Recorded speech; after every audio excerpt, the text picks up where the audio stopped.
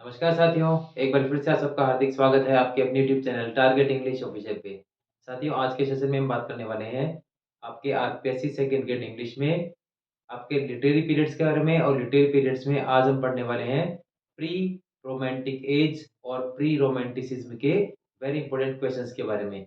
तो चलिए बिना देरी के शुरू करते हैं। प्री रोमांटिक एज और प्री रोमांटिसिज्म। अब जैसे कि लास्ट वीडियो में साथियों मैंने आपको बता दिया था, जैसे कि लास्ट टाइम हमने स्टडी की थी न्यू क्लासिकल एज के बारे में। और न्यू क्लासिकल एज के टाइमिंग के बारे में हमने डिस्कस किया था लास्ट टाइम 1662 1798। और इसी में आपका हो गया प्री रोमांटिसिज्म, माने जो रोमांटिक एज से ठीक पहले आया and which was included in new classical as. अब आप देख रहे हैं इसमें रोमांटिक एज या रोमांटिसिज्म से ठीक पहले जो टाइमिंग था that is known as pre romanticism. अब टाइमिंग इसका देखिए आप 1745 टू 1798, जो कि न्यू क्लासिकल एज में ही है। अब प्री रोमांटिसिज्म का टाइमिंग हो गया 1745 टू 1798। अब प्री रोमांटिसिज्म के कौन कौन सी मेन कैरेक्टरिस्टिक्स हैं, कौन कौन से इसके मेन राइटर्स हैं और उनकी मेजर क्रिएशंस कौन कौन सी है। जैसे कि साथियों मैंने आपको लास्ट वीडियो में बता दिया था, आपको क्वेश्चन पूछेगा वो या तो आपको राइटर्स, क्रिएशंस और सभी एजेस की कैरेक्टरिस्टिक्स के बारे में क्वेश्चन पुट अप करेगा। उसी को ध्यान में रखते हुए मैंने ये सब वीडियोस आप लोगों के लिए अपलोड किए हैं। अब इसमें प्री रोमांटिसिज्म में फर्स्ट चीज जो आपको अच्छे से कंफर्म कर लेनी है, और पहला पॉइंट इसमें ये है जो कि लास्ट वीडियो में मैं आपको इस बारे में बता चुका था, बट इस बार फिर रिपीट कर रहा हूँ। प्री रोमांटिसिज्म और pre romantic age is also known as the age of sensibility और the age of transitional age. एक और फिर से सुन लिया ध्यान लोग, आप लोग अच्छे सुन ले।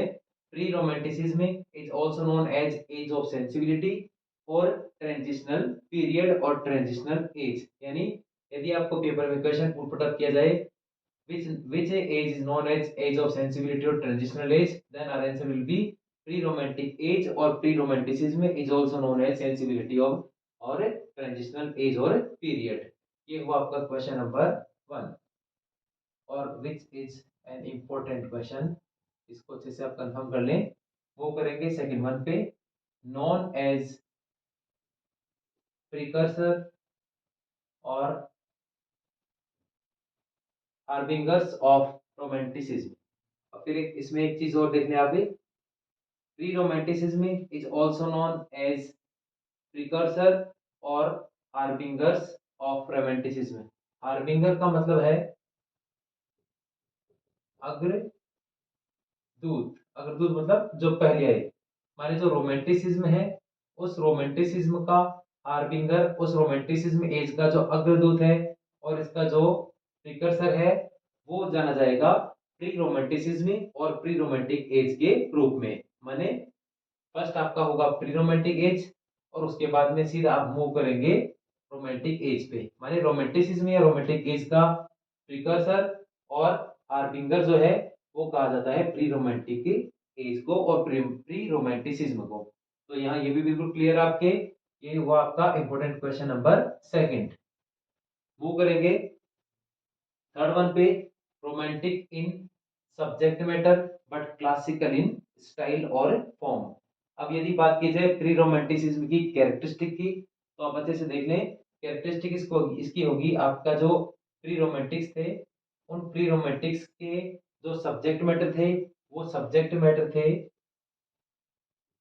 रोमांटिक। और यदि उनके स्टाइल और फॉर्म की बात की जाए, मीन्स उनकी रिटर्न स्टाइल और रिटर्न फॉर्म की बात की जाए, तो इनकी स्टाइल और जो फॉर्म थी वो थी क्लासिकल। माने जो आपके प्री रोमांटिक्स थे उन प्री रोमांटिक्स का जो सब्जेक्ट मैटर था वो नेचर में था रोमांटिक और स्टाइल और फॉर्म में था क्लासिकल। ये हुआ आपका क्वेश्चन नंबर थर्ड वन। तो ये तीन क्वेश्चन इंपॉर्टेंट क्वेश्चन है, बिल्कुल मैं क्लियर करवा चुका हूं आपको। तो प्री रोमांटिसिज्म या प्री रोमांटिक एज के बारे में कोई भी क्वेश्चन पुटअप होगा तो या तो अब हमारे इन तीन क्वेश्चन से, अदरवाइज यदि राइटर्स और उनकी क्रिएशंस पे जाना चाहेगा एग्जामिनर, तो यहाँ मैंने आपको कंप्लीट डिटेल राइट डाउन कर दी है। कंप्लीट मींस मैंने जो जो इंपॉर्टेंट है मेजर राइटर्स और मेजर क्रिएशंस है उन्हीं को यहाँ आप लोगों के लिए राइट डाउन किया है।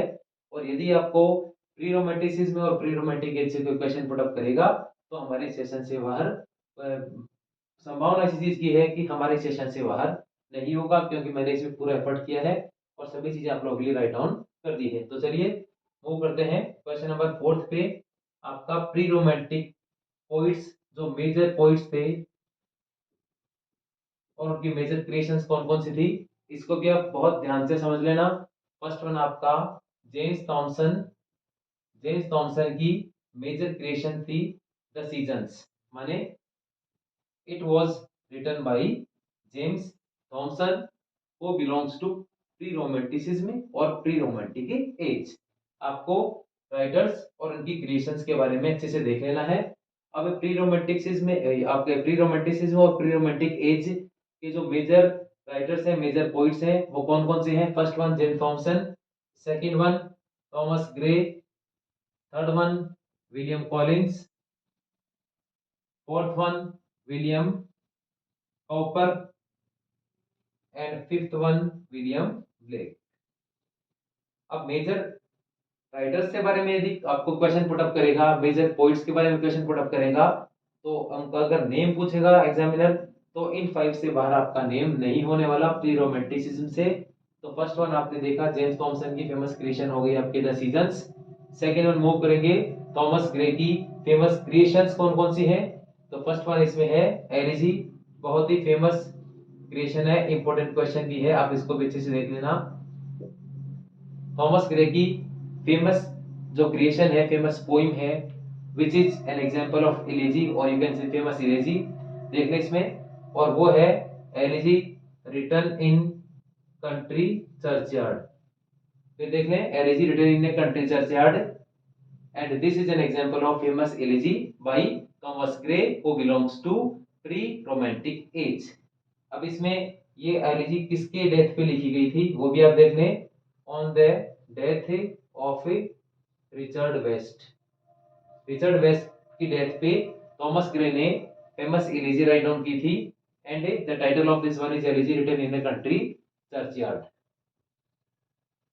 सेकंड वन, अब इसमें एक और इंपॉर्टेंट क्वेश्चन है, वो भी आप देख लें। ये फेमस कोटेशन मैंने आप लोगों के लिए राइट डाउन कर दी है, तो यदि कोटेशन से यहाँ कोई क्वेश्चन पूछेगा, वो कोटेशन में भी आप लोगों के लिए मैंने बिल्कुल क्लियर कर दिया है, इस कोटेशन को भी आप एक बार अच्छे से देख लें। और कोटेशन है इसकी, all the paths of glory lead but to the grave. ये फेमस कोटेशन है किसकी? Elegy written in a country churchyard by Thomas Gray. तो ये हुआ थॉमस ग्रे से रिलेटेड फर्स्ट क्वेश्चन आपका। सेकंड, इनकी फेमस पोएम का नाम है बार्ड। बार्ड मींस होता है पोइट। एंड थर्ड वन, इनकी फेमस पोएम का नाम है on the distant prospect of Eton college. On the distant prospect of Eton college. तो ये आपके फेमस पोएम्स हो गई बाय थॉमस ग्रे। अब मूव करेंगे थर्ड वन, विलियम कॉलिंस की फेमस पोएम्स कौन कौन सी थी? First one ode to evening and second one ode to simplicity. Ode to evening and ode to simplicity, ये फेमस क्रिएशंस है विलियम कॉलिंस की। साथियों इसमें बहुत सारे और पोइट्स भी हैं और इनकी बहुत सारी क्रिएशंस भी है, बट मैंने आप लोगों के लिए ऐसी क्रिएशंस राइट डाउन की है जो कि एग्जाम के पॉइंट ऑफ व्यू से इंपॉर्टेंट हो, क्योंकि बहुत सारा मैटर तो मैं भी बता सकता हूँ, बट बहुत सारा मैटर बताने का यदि बता भी दूंगा तो आप लोगों के पास इतना टाइम भी नहीं है कि आप लोग उसकी स्टडी कर सकें। अभी हमें सिर्फ आवश्यकता है तो स्मार्ट स्टडी की, और उसी स्मार्ट स्टडी को ध्यान में रखते हुए मैंने आप लोगों के लिए क्वेश्चन तैयार किए हैं। अब इसमें देखें फोर्थ वन, आपका जो नेक्स्ट मेजर पॉइंट है of A pre romanticism, William copper. अब विलियम कॉपर के कौन कौन से फेमस क्रिएशंस हैं? First one, on the receipt of my mother picture. फिर देख लें, on the receipt of my mother picture by William copper, important है। सेकंड वन है, सेकंड वन आपका इसमें the castaway and third one है आपका ऑलनी हाइम्स। ऑलनी हाइम्स। तो इस प्रकार से ये आपके 3 मेजर क्रिएशंस हो गए विलियम कॉपर के, इनको भी आप अच्छे से देख लें। नेक्स्ट वन आपका फेमस, जो नेक्स्ट आपकी पोइट है वो है विलियम ब्लैक, और विलियम ब्लैक की भी फेमस 4 और 5 पोइम्स कौन कौन सी है? First one songs of innocence, second one songs of experience, third one London, fourth one tiger and fifth one lamp.